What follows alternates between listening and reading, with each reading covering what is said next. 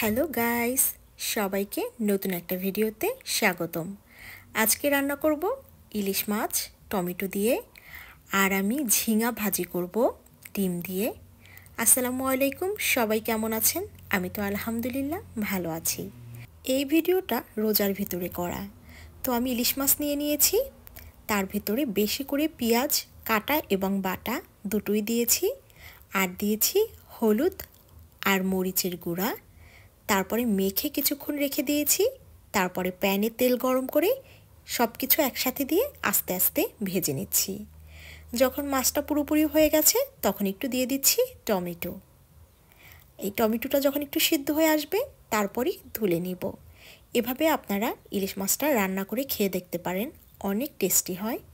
এটা আমার আম্মুর রেসিপি, আর আমাদের বাসার সবাই কিন্তু এটা খেতে অনেক পছন্দ করে।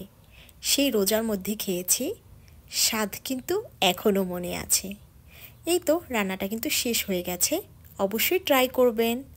চলে যাচ্ছি নেক্সট রান্নায়।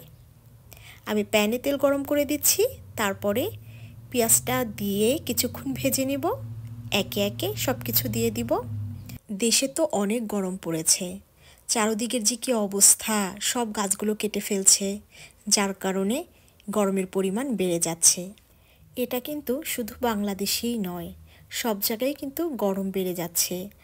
আমি যখন প্রথম ইউএসএতে এসেছি তখন কিন্তু অনেক স্নো পড়তো, মানে স্নো 3, 4, 5 দিন পর্যন্ত মানে মানুষের ভোগান্তি হতো, কিন্তু এখন কিন্তু সেরকম স্নো পড়ছে না। ওয়েদার কত চেঞ্জ, আর মানুষ তো দিন দিন চেঞ্জ হয়ে যাচ্ছে। যারা দোষী তারা বুক ফুলিয়ে হাঁটে, সবার কাছে বলে বেড়ায়, আর যে নির্দোষ সে মান সম্মানের ভয়ে চুপ থাকে। অনেক চেঞ্জ এখন পৃথিবী, আপনারা কি বলেন? আর আমার ভিডিওগুলো যারা প্রতিদিন দেখেন ধৈর্য সহকারে, অসংখ্য ধন্যবাদ।